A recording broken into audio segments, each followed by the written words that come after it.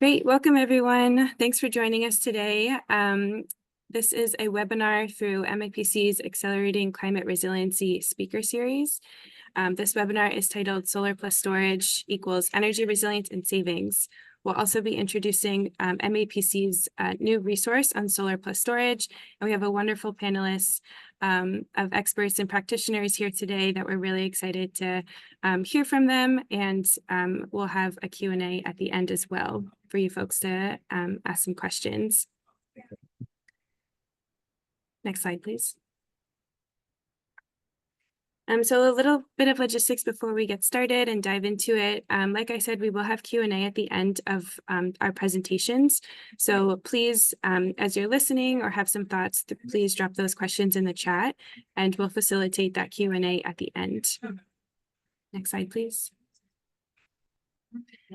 So as I said, this webinar is part of MAPC's Accelerating Climate Resiliency speaker series. Our Accelerating Climate Resilience program gives grants to municipalities to advance climate resilience in their community. And the speaker series looks to bring together experts and practitioners, folks on the ground who are advancing resilience in their communities through art, social justice, energy resilience, and anything in between. And so we're really looking forward to having a great panelist here today as part of our speaker series. And like I said, this will be posted on our website that Julia just posted in the chat in the coming days. Next slide, please. Great. So like I said, our topic today is solar plus storage. So we thought we'd go over a little bit of 101 basics for you here today. So as many of you know, the Commonwealth has set climate goals that precedent more investment in clean energy technologies. Much more investment is needed to achieve these goals. You can see in the graph on the left that solar and storage can contribute nearly 50% of what is needed when we're talking about the gigawatts needed of power by 2050 for the whole Commonwealth. New infrastructure and investments will directly impact Massachusetts communities over the next few to 25 years if we are to achieve our 2050 goals. Today, we're excited to advance the conversation of solar energy coupled with storage and how that can both contribute to your community's resilience. It's worth noting as well that the SMART program, the Solar Massachusetts Renewable Target, requires storage to be co-located with solar projects greater than 500 kilowatts. So in the next slide, I'm going to talk about the benefits of solar plus storage and how to overcome and anticipate some of the challenges. So without storage, and when I say storage, I'm referring to BESS, which is Battery Energy Storage System. So without storage coupled with solar, the alternative for backup or resilient power is a fossil fuel powered generator. In general, fossil fuel generators require more maintenance since they often sit idle. They use diesel, which produces emissions that perpetuate the climate crisis and can only provide power for just a few days at most in the absence of an electric or gas grid. A recent study has shown that gas and electric networks can require days or weeks to recover from a disaster, leaving facilities with generators at risk of running out of fuel. For instance, a Lifeline study showed that after Hurricane Sandy, at least one instance was reported of a New York aid worker hauling cans of diesel up 12 flights of stairs to keep a generator running at a medical facility. Without these heroic efforts, the diesel generator backup infrastructure would have been unable to keep the lights and critical life support equipment running. Additionally, investing in solar alone means that the power is grid tied or grid dependent, leaving the system not resilient to broader outages or disruptions. Coupling solar with storage creates a layered approach to more resilient and cleaner energy. There's financial benefits, environmental benefits, and resilience benefits. One such example is islanding, where a system can run independently from the grid during times when power is needed most, such as a post-disaster cleanup and backup. So now I'll turn it to my colleague Julia to talk more about the solar plus storage basics, as well as a walkthrough through MAPC's new solar plus storage resource. Thanks, Kat, and good afternoon, everyone. My name is Julia Nasser. I'm a senior climate and energy planner on MAPC's clean energy team. So I'm going to talk a little bit about some of the benefits as well as some of the concerns and challenges of solar plus storage. So, of course, the benefits, concerns, challenges are very multifaceted, and understanding these is going to be really important to make sure that anybody who's interested in procuring or installing solar storage is able to make informed decisions. So when we think about the benefits, there are three primary categories of benefits: community resilience, financial, and grid resilience as well. So on the community side, of course, storage can provide backup power during outages for critical facilities or other community facilities, and ensuring the continuity of those critical services. On the financial side, this, depending on the structure and how the program is administered, some storage system owners can actually participate in utility-led initiatives like demand management and are able to receive bill credits. So this could be a new or additional source of revenue. Unavoided losses, of course, avoiding economic losses or damage that would otherwise result from an outage. Solar plus storage can also reduce your energy costs. So by pairing solar plus storage, it can maximize your energy bill savings and generation incentives. Of course, depending on the rate and incentive structure. But this can significantly improve the economics of actually installing storage. And then on the grid resilience side, storage can allow for load shifting. So by strategically charging or discharging in line with in line with grid demands or clean energy supply as that shifts throughout the day. And this also helps to address intermittency challenges of clean energy like solar, and can support peak demand, managing peak demand. As renewables are added and we modernize the grid, battery storage can also help ensure power reliability. Oops. So lots of great benefits, but some very real and concerns and challenges as well. So battery storage is new and a new and changing market with changing landscape of federal and state incentives. There is a knowledge gap and limited training available about this technology and very limited state guidance. There's a lot of lack of public awareness about the benefits, and of course, public concern about the risks of energy storage and fire safety. In some instances, local zoning may actually restrict storage through setback or height requirements. And interconnection or attempt to interconnect may trigger some grid compatibility studies or additional fees, and in some cases, even infrastructure upgrades. So as a part of this process, we have spoken to a number of municipal staff who are in various stages of procuring or installing solar plus storage. In a couple of instances, we heard about in conversations with our local utility, a municipality has attempted to interconnect the system and were given one quote, and then later in the process, that quote was significantly increased because the cost of upgrading the substation was incorporated into that cost. And so that is an ongoing challenge. Who bears the cost of major grid infrastructure upgrades? Like a substation is an involving conversation with the DPU, not something we'll get into too much today, but this is something that has been a past challenge. So in light of all those benefits and challenges, we know that the universe of solar plus storage is very complex. An attempt to serve as an initial step or guide to understanding this universe, MAPC has put together the Solar Plus Storage Resource Guide to help folks get started. It's intentionally designed as a website to stay dynamic and updated as new policies or regulations or funding opportunities come online. The audience for this report, for this resource guide, are municipal planners, volunteer committees, any additional partner organizations who are interested in learning more about solar plus storage for their communities. The process for how we developed this resource guide, it was funded by Green Communities through the Massachusetts Department of Energy Resources and the Barr Foundation. And we've done research and interviewed a number of experts and municipal staff to gather resources or to gather insights and best practices, lessons learned, pitfalls to avoid into one resource guide to help folks like you who are interested in procuring solar plus storage. So I'm going to move us into the actual guide and do a quick demo. And then we will pass it over to our panelists. So this is our website. I'm going to scroll down to the table of contents. We have an introduction on the basics of energy storage. An overview again about the benefits and challenges, some template stakeholder communication materials, guidance on centering equity in your projects, guidance on actually selecting the site for your solar plus storage project. ongoing list of funding opportunities, as well as some local case studies and reflections. So I'll skip through energy storage basics, but you can see there are these pop out descriptions as you go. And I also wanted to highlight this list of additional resources. This is very specifically for gaining more education on the solar plus storage basics. Summary of benefits and challenges, a lot of which we just discussed. I also wanted to highlight throughout the resource guide, we have these little pop-ups of municipal perspectives. So as I mentioned, we interviewed a number of municipal staff and have collected their best practices, insights, feedback, etc., into these little blurbs throughout the resource guide.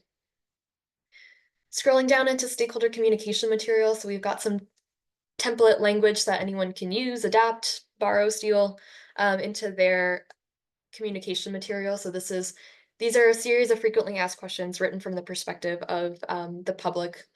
So are welcome to use this to help guide any talking points for you.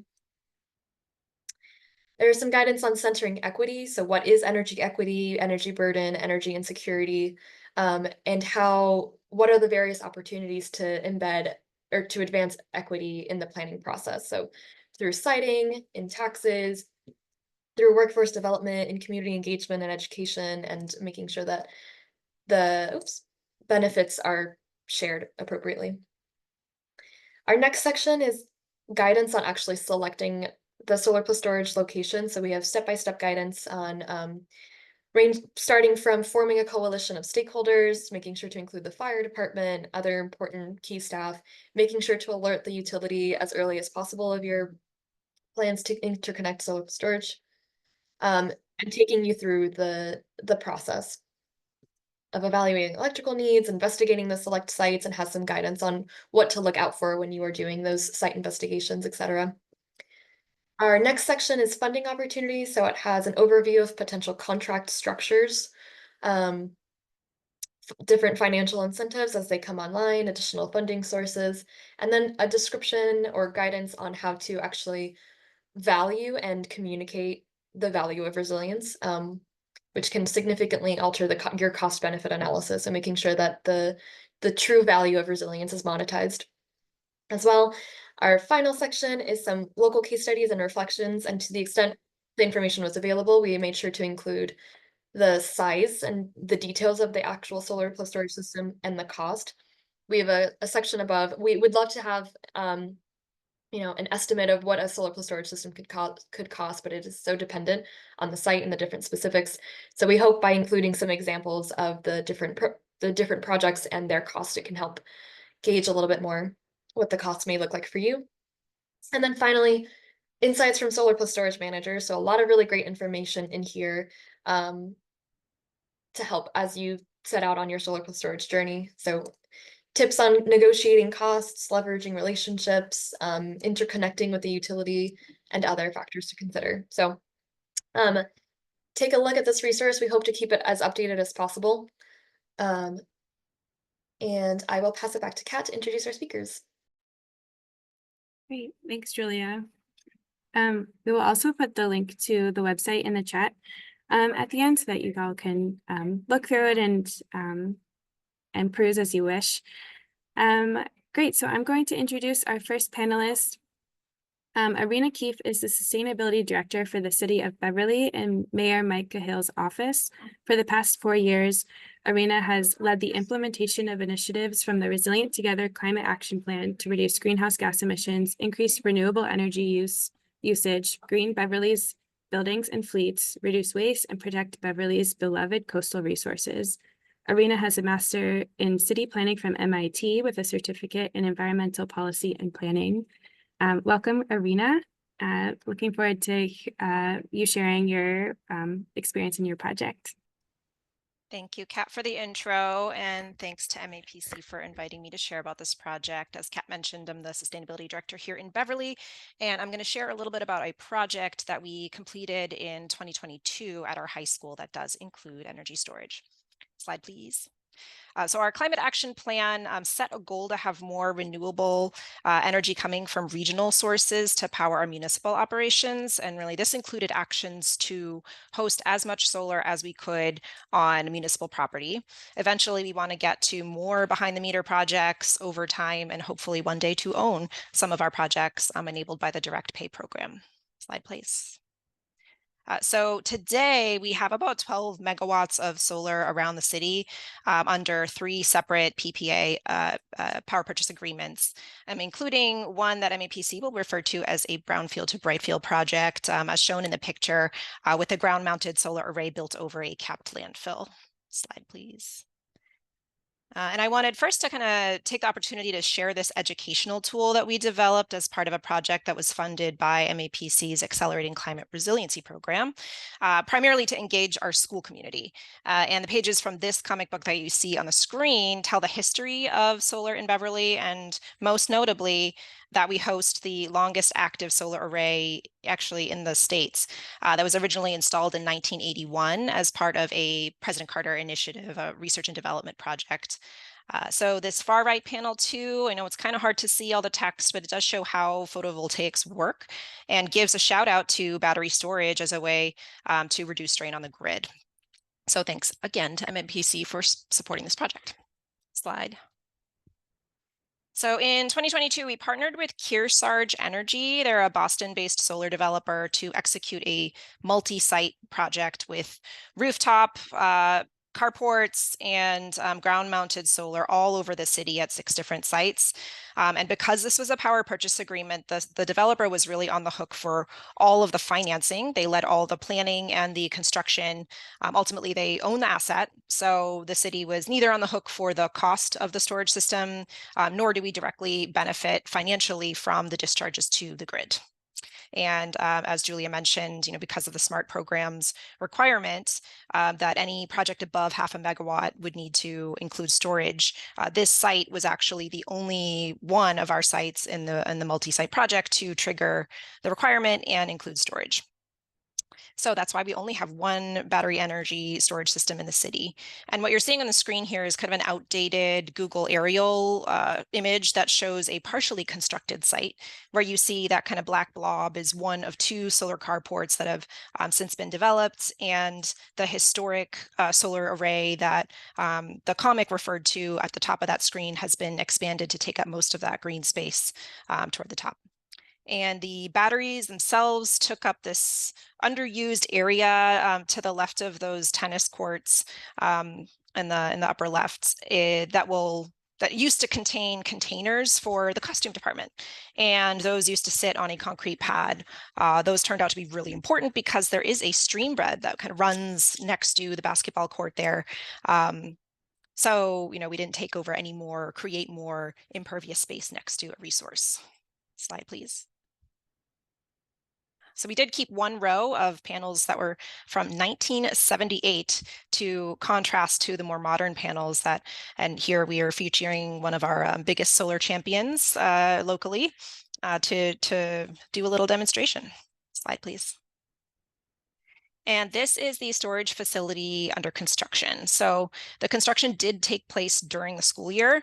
And while it really did take place on the edge, or was sited on the edge of the high school campus, there were still some access disruptions and parking needs to get equipment like this enormous and very cool pump that you see on the right, or to get, cranes to meet electrical equipment on site at the same time. So there were a lot of logistical things to figure out.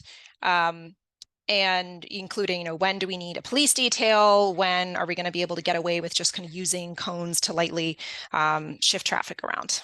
Slide, please.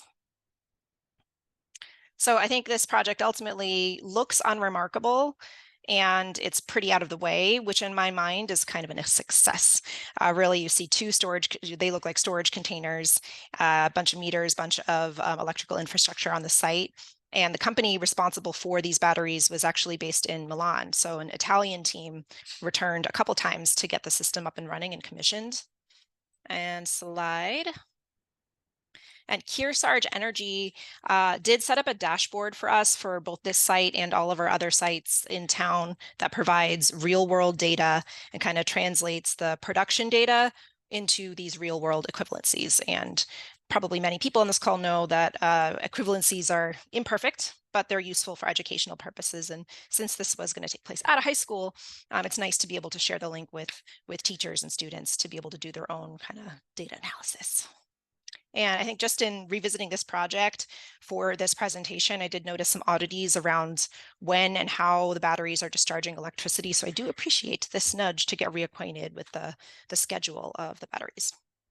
And really, that's all from me. I think this exercise of preparing slides that could be useful for future municipal projects was a blast from the past. And fortunately, it was fairly simple from a municipal perspective because our developer was responsible for making it all happen. So I'm glad to share the platform with some solar experts here in case this project shakes up some more technical or regulatory questions for you.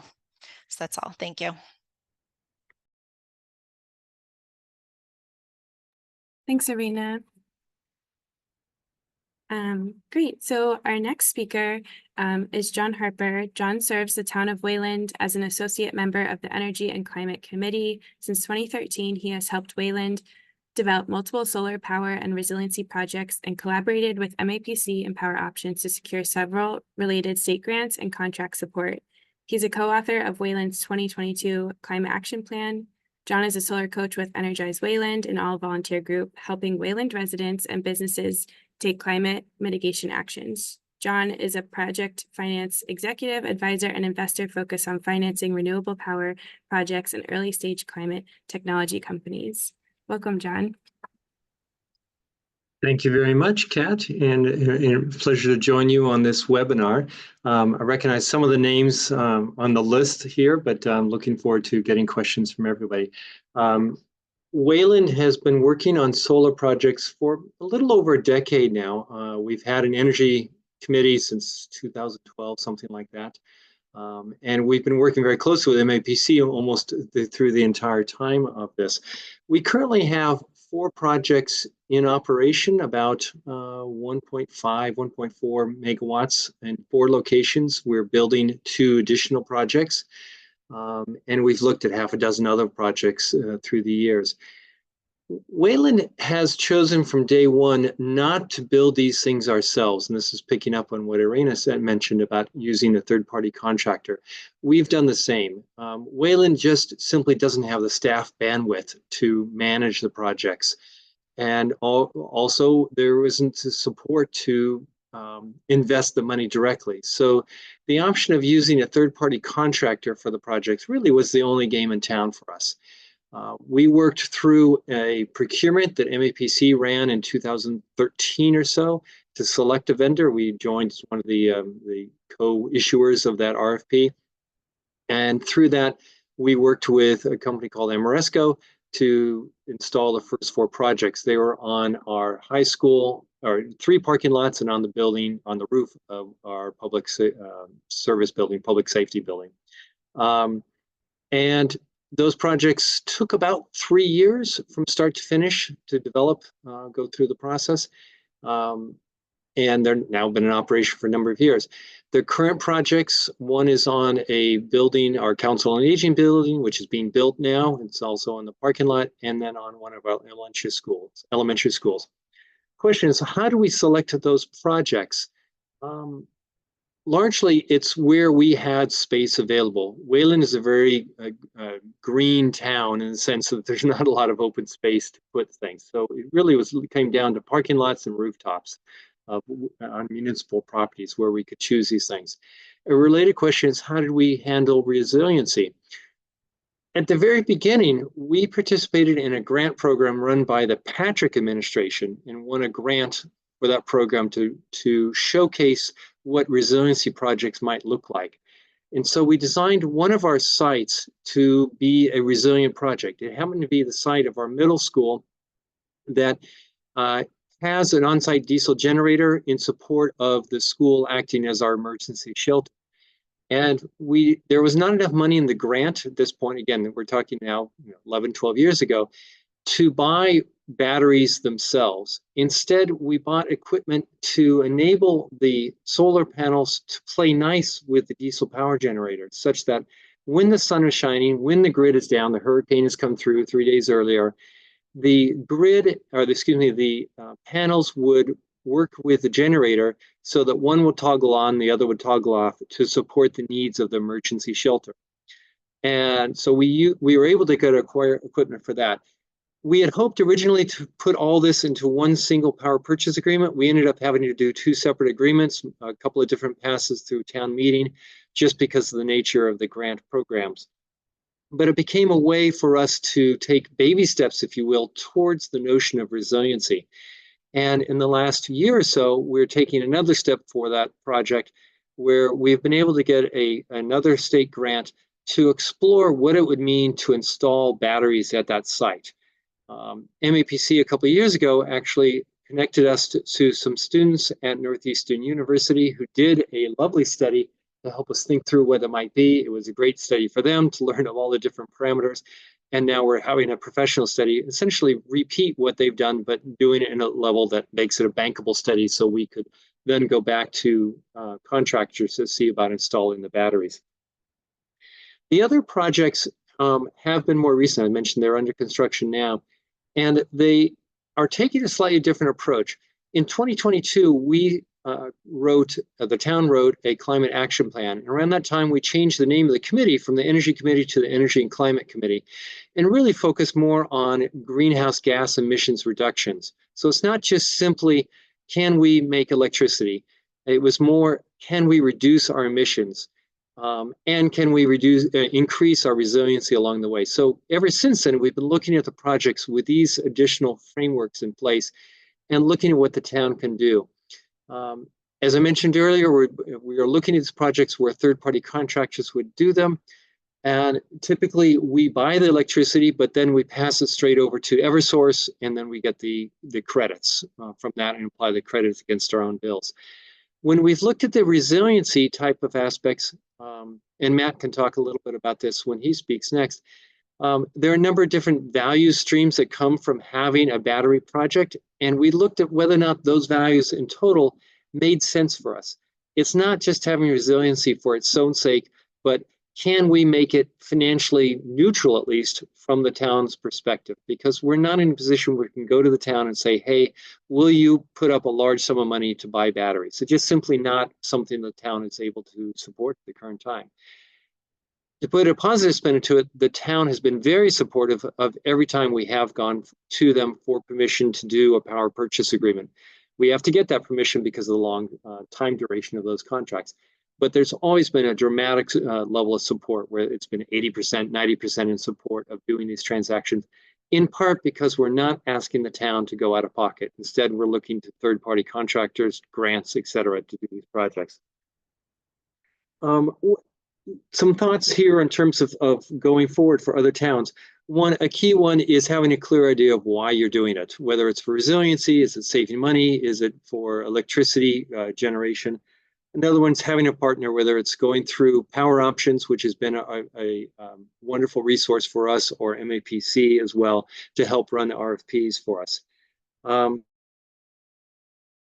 to design the projects to allow for change. The technology has rapidly evolved during this time, and that's been key. So we designed the original solar project in our middle school to allow for the resiliency equipment to be installed a couple of years later when that project was available. And that's just saved us time. It meant we didn't have to rip up the parking lot 2 times in just a couple of years. Using other people's money, obvious. It helps us, it helps make the projects more economic. One of the frailties of even the current tax credit administration is if a town does it themselves, they're not able to take advantage of some of the tax credits. The tax depreciation, the tax losses. And that's a huge value of doing these types of projects for the third-party owner of them. Another feature, it helps to have a champion of the project, whether it's a volunteer or it's a staff person. It just really helps because there's so many steps, so many different committees that touch these projects, and it helps to have a face that is willing to put in the hours to make that happen. And lastly, as I mentioned earlier, the community support. We could not do these projects without that community support. We're working now with another committee, the Public Works Committee, to consider doing solar on our landfill. It's important because the Public Works Committee, for example, has charge of making sure we don't puncture the cap. So how we do it technological fashion is important. And so it's a matter of closely working with all the champions, all the supporters, all the people you touch. So happy to take questions. Thanks, Kat. Thanks so much, John. Looking forward to the Q&A. Great. So last but not least, we are joined by Matt Shortsleeve, who is a Senior Vice President of Marketing and Policy with Select Energy, a Pattern Energy company. A quick disclaimer that we do not endorse this vendor. They'll be speaking about their own experience. Matt is also the Program Manager for the Power Options Solar and Storage Program.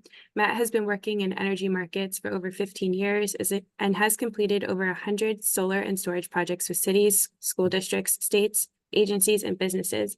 Matt's development experience spans from rooftop, canopy, and ground-mounted projects to multi-megawatt renewable energy and storage projects. Matt has served on the board of Northeast Energy and Commerce Association, where he chaired the Renewable Energy Committee for 2 years.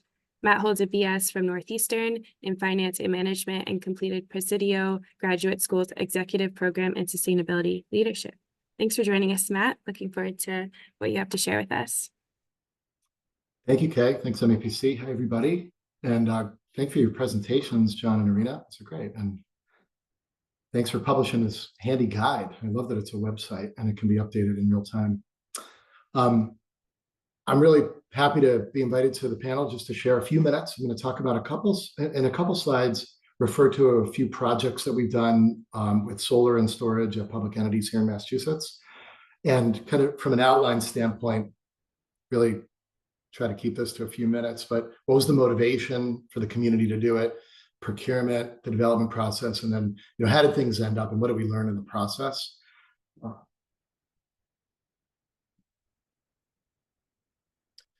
What we found, and I think the couple that we're going to focus on, at least the couple communities that we've done this with, are the towns of Fairhaven and town of Sharon, Massachusetts.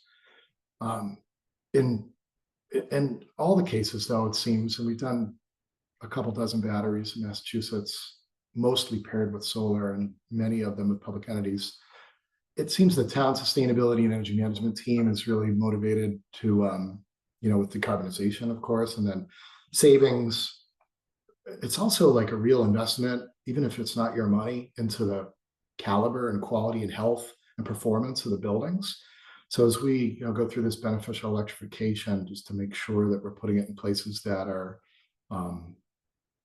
best suited for the longer term, they're in good physical condition, they're good energy users, they have a demand profile. If it's for resiliency and to provide electricity during grid outages, it tends to be at community shelters, typically high schools, sometimes senior centers, sometimes public safety facilities. We've only had a couple communities opt for resilience from the batteries. We're going to talk a little bit about that. We've only had 3 public entities and nonprofits buy solar systems and leverage the elective pay. We're finding that it's just priorities around the capital compared with other priorities in town, and then also the battery ability to island versus bring in money and getting those justified within the town and within the finance committees, and ultimately the decisions at the boards of committee level. And then talk a little bit about procurement pathways. There are several paths. I think Erina did hers with a consultant. John's worked with a couple of one RFP process and then another as a consortium. There are opportunities to get feasibility grants, sometimes from green communities or other resources, and then just different pathways. I think it has a lot to do with the capacity of the staff to perform the analysis, and then the costs of each of those paths, and then probably the providers associated with those paths. But the motivation is definitely save money and decarbonize. And I've talked in the ensuing slides to talk a little bit about kind of how that decision making and the development process have unfolded. The prior presenter spoke to kind of the internal process, and when I get to a slide here, I'll kind of bring you through a whole series of steps that we've gone through in multiple engagements. But boy, internally, you know, the folks who work for towns and cities on this call, or school districts, or other public entities, you really have to understand that it's going to take some work. It's going to take a little bit of effort to organize, to convey, to run through the process, kind of not have the full responsibility of project management, but certainly have the responsibility for being on the project management team and communicating internally. At some point, you have to stand up and make a recommendation, and you're going to need to convince other people to be able to participate. Here's a kind of a list of folks that we always work with. Certainly, when there's a battery, the fire department's always involved.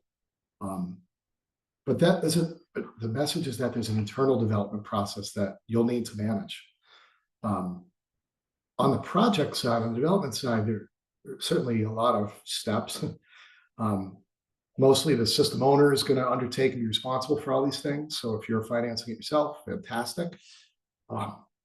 You know, staff up for the work.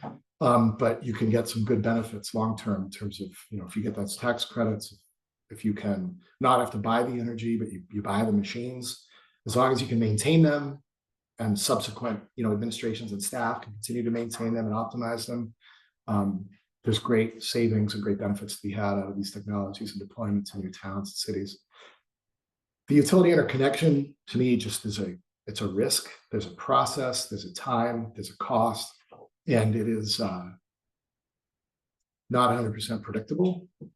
There are tools, though, to be able to use to work through them. Certainly the site, the building, the electric system, fire alarm, and then operations like building and site use, not only for its feasibility as a long-term host for these projects, but also the other primary uses. I think Erina mentioned cranes and drilling and, you know, disruption. So we consistently deploy these safety and logistics plans around projects to assure that there's real consistent communication about executing. And boy, when we communicate, things are a lot better.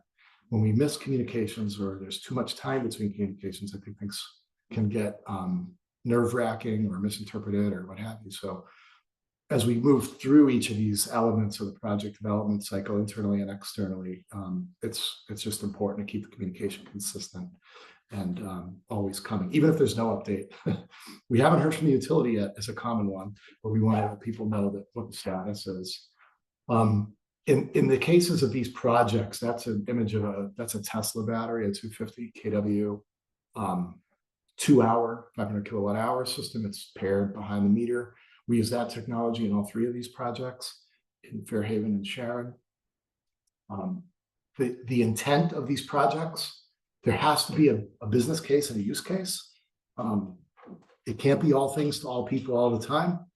The majority of these cases that we've been engaged with are revenue and savings. These are what can get through the towns often. I really like the idea. I don't know if it was Kat, someone said earlier that getting people to kind of monetize and quantify the benefits of resiliency is important, to be able to at least present some form of benefits so that folks don't write it off and it's not nebulous, that there's something there. And you may debate, you know, what the actual quantity is, but how do you value safety? One way is you could compare it to a diesel or other fossil generator. Like, what does it cost? What does it cost for maintenance? What does it cost for fuel? What do you actually get? And what do you pay for that over the course of whatever the same time frame would be? That would be a way to try to get to some common areas. The outcomes of these projects that we've done in these 2 schools range from 300 to 800,000 over the 20-year term in savings, right? So in these cases, these are power purchase agreements for the PV, and then there are shared savings agreements for the storage, where Solect owns and operates the system and then participates in energy markets and demand management services to try to achieve as much revenue as possible, and then enter a shared savings agreement where a portion of that is sent out to the counterparty. The PV consistently pays well if you have the right project and you're in the right place and the interconnection doesn't gobble it all up. The savings from storage can really vary. Number one, when you add another piece of equipment to a project, there's more capital. That could include an interconnection cost. And that can have an impact on the PPA rate if you want to share it that way, or the percent or portion that gets shared back. And in some cases, those batteries haven't made it all the way through the development process, not just because of the cost burden, but the flip side is that the revenues are merchant. They're not contracted. Even if we do a connected solutions enrollment, they only last for, I think it's 5-year terms, right? So we can't count on that revenue. And when we finance these, you need to know, like, where's the revenue coming from in order to cash flow the operation of the project. So batteries can be really, really beneficial, especially in areas with high demand charges, large demand usage in KW, so peak MWs, and where it makes the most sense at buildings that will continue to benefit from those mitigation. On resiliency, I'll mention one system that we just did. It's a rooftop solar with a battery, and we allocated 25% of the battery capacity to always be in reserve for resiliency measures. We got there by evaluating the circuit load and the forecast demand on the circuits that will be wired to, and determined how long of an outage would be appropriate. In this case, it's a senior center. And we wanted to make sure that there were 4 hours on these circuits. It's the air-conditioned room and the kitchen area. And it keeps, and the fire panel, which also has its own backup, but we integrated to it. And that had a pretty significant impact. It had a tolerable impact on the PPA rate and the shared savings benefit, in that the PPA rate went up. Reason is, you add a piece of equipment for a few $100,000, but only a portion of it is generating a financial return. Something's got to give. Either reduce the resiliency element if that could be afforded. In this case, it could not be afforded, but otherwise the PPA rate or the shared savings numbers are impacted. That capital required for the standby power is something to consider. In some cases, it just works out fine. In other cases, it's pretty significant. We perform the monitoring and maintenance, and then and the ESS management, energy market participation through programs like Connected Solutions and the like in Massachusetts and other states. The next slide really speaks to some of the real important aspects, learning recommendations. I won't go too terribly long on this, but I do want to speak to them. Number one, be able to state the problem statement, right? Articulate and prioritize your community's opportunities, the problems you're having, and the risks you think of either inaction or limited action. I think it's really important that you conduct an assessment to determine that feasibility, potential impact, and when, what the scope really can be. So I've listed a handful of items here. I did actually refer to the MAPC's guide, which I think is awesome. And there are some that, overlap here, but in all our it's consistently we see these elements, which is, you're decarbonizing. You need a resiliency roadmap. You need staff to deal with this, not just to, qualify things and recommend it, but you have to follow through the process. I think once you gather that initial proposal or proposals, you need to have those meetings with a pretty broad staff, all the stakeholders. The community stakeholders certainly are unique. I think you folks work with them quite a bit. Important to know, that the input is there and that it's really relevant and that it is actionable. It's absolutely essential to make sure that those voices are heard, and then it helps shape kind of the proposals, right? For instance, don't put solar there not just because of zoning or structural capacity, but there are aesthetics, right? Some folks don't want them in certain places. But you've got to absolutely meet with the staff and the boards and move through the process in order to get things approved. It's how well they handle and what the effectiveness and credibility of the staff person is, and the caliber and effectiveness of the excuse me, the provider, I think has a lot to do with the chances of it making it through the gauntlet and then seeing the fruition. So that's all I wanted to share for now. Happy to look forward to the discussion. Thank you. Thanks, Matt. Appreciate it. Lots to learn from our three panelists. So we're now going to move into the Q&A section.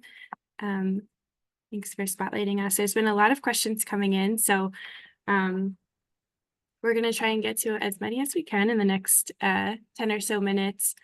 I wanted to start off with a question. I think all of you touched on a little bit of the why for your community, but there was a question about doing a resiliency analysis or a greenhouse gas analysis prior to pursuing storage or a larger solar project. So can you talk a little bit about if you did that and what kind of steps you took before pursuing these projects that kind of set you up for being able to, like we say, value the resilience, explain the resilience to stakeholders and funders, and kind of have those conversations from the start?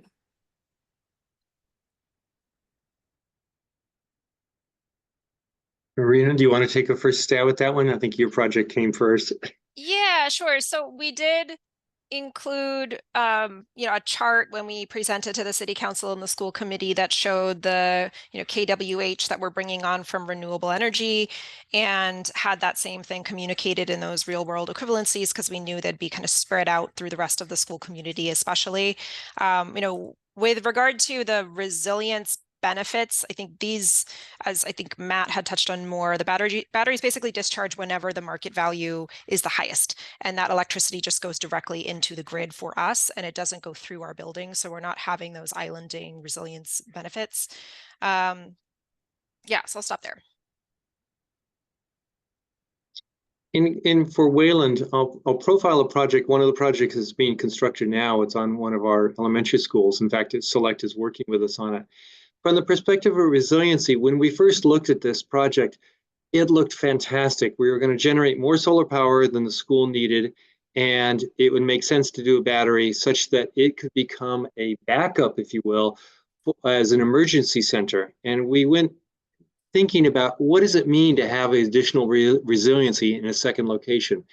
And some of the things we started talking about with the Select Board and others is how our communities have changed in its needs. We all have cell phones. We all have many other electrical things in our homes, such that when the grid goes down, people need to recharge this stuff. It has more than just simply having the lights on or oxygen machines, et cetera. There's all these other sort of components of communications that have become important as well.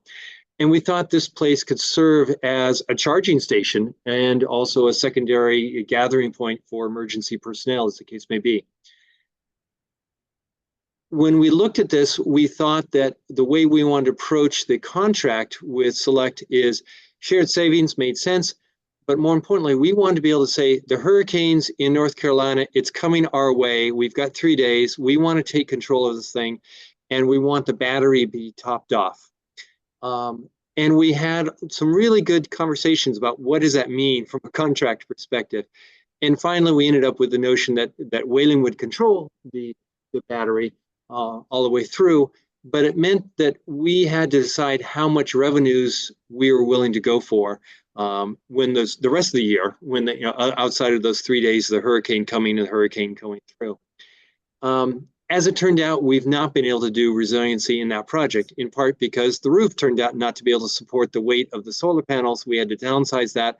Plus, to one of the other questions in the chat, the interconnection woes of doing a battery system there, Eversource was just did not make it easy. The economics didn't make sense.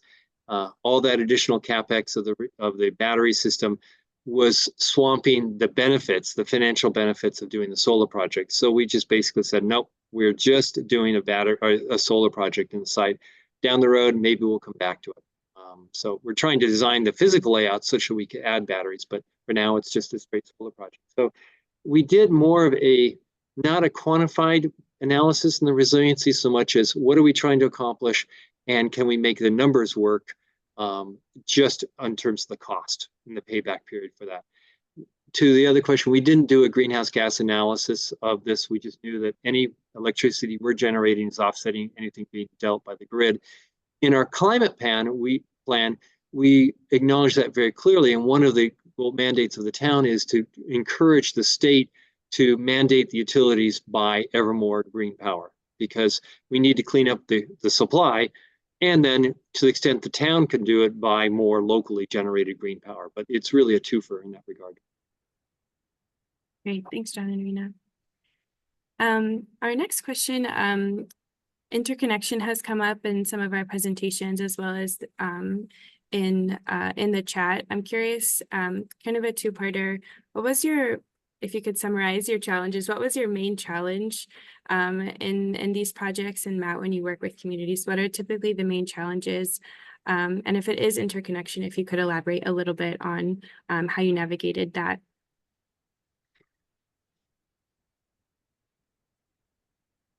Sure. First, about Beverly's project, we did see for sure high interconnection costs.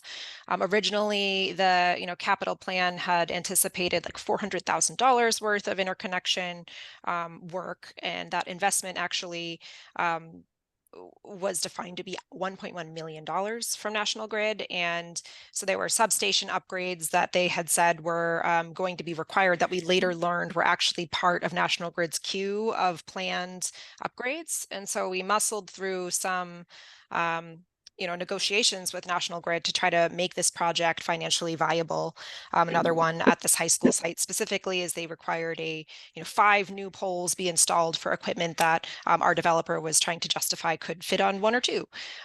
So there was definitely a lot of back and forth on that front. It was also, I think, timed around the early days of the Ukraine conflict. And so those supply chain costs or supply chain issues and equipment costs were just starting to skyrocketed. So definitely, what you anticipate your costs and savings can change drastically once you start to get to the point with your utility in the engineering design. Thanks, Erina. Would anyone else like to comment on interconnection or main challenges?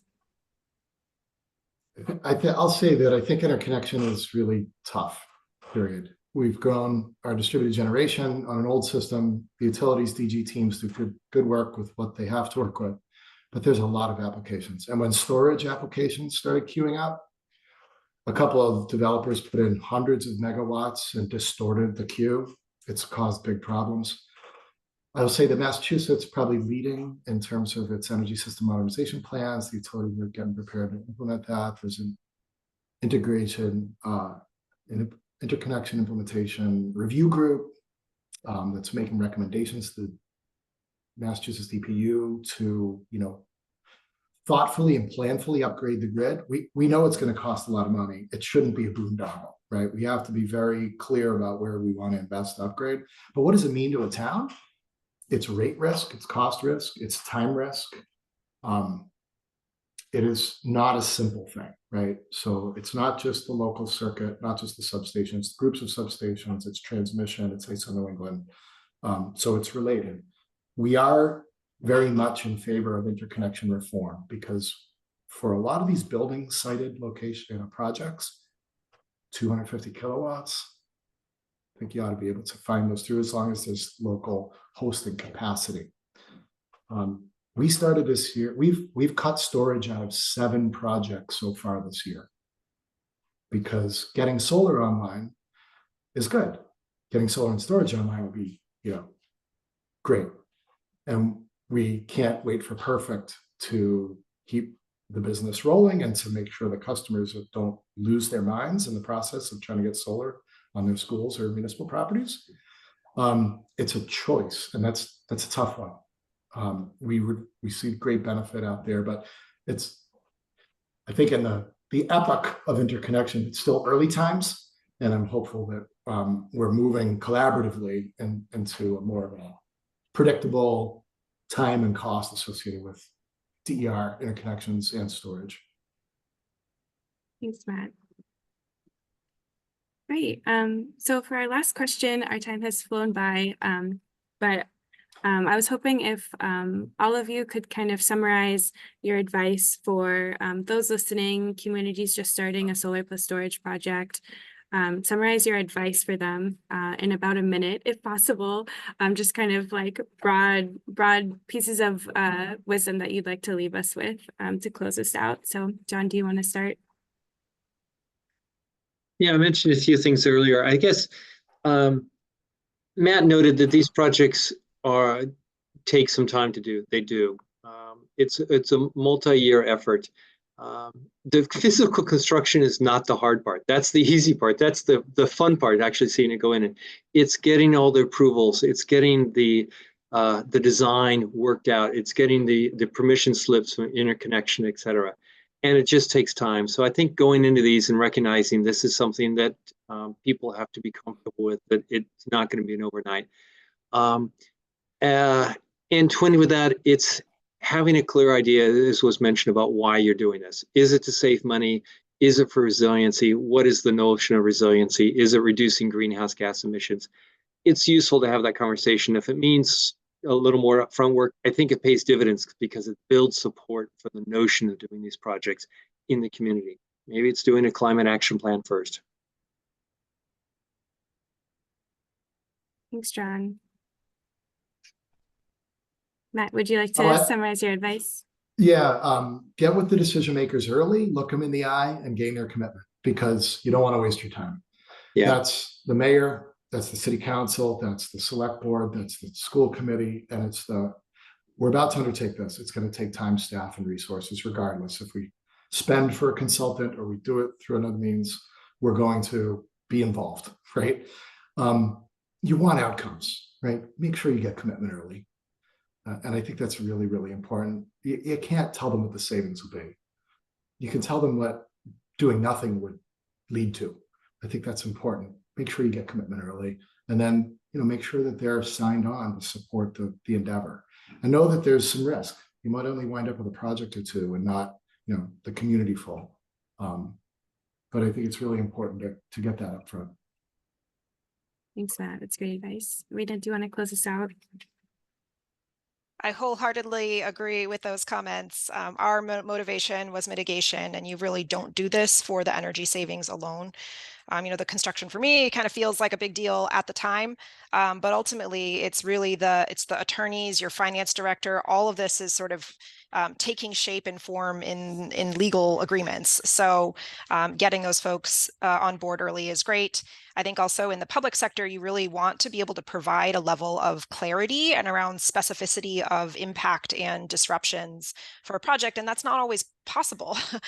You can select an excellent developer, which you should, and you can plan really well, but not everything goes according to plan. So I think just starting to anticipate that some things will move more slowly than you're able to, or than you want, or change, and you'll have to communicate that is a challenge too. So yeah, these are tough projects, and I understand why they take many years to actually pull off well. Thanks. Thanks, Erina. Yeah, if I could flip it around a little bit, just a minor plug for not a small plug, but this is not something that has to be reinvented every town by itself. There are so many towns that have done these things, and there are all these community resources available. MAPC doing this webinar is just an example. The guide is just an example. Power Options is a tremendous resource also for towns who are constrained in doing their own RFPs, whether it's staff or otherwise. So maybe there's a phase where you're just looking at what the resources are in education, try and learn what other people have done so that you don't have to do it yourself all over again. Great. That's a good reminder, John. And thank you to the three of you, Matt, John, and Erina, for sharing your wisdom. It's very valuable to us and to hear from you, and as well as everyone on the call. So we really appreciate it. Thanks again, and thanks to Julie and Francelis, my colleagues who joined us and helped today. Appreciate it. We'll share the links and the recording out, so please check back, and have a great day, everyone. Bye. Thank you.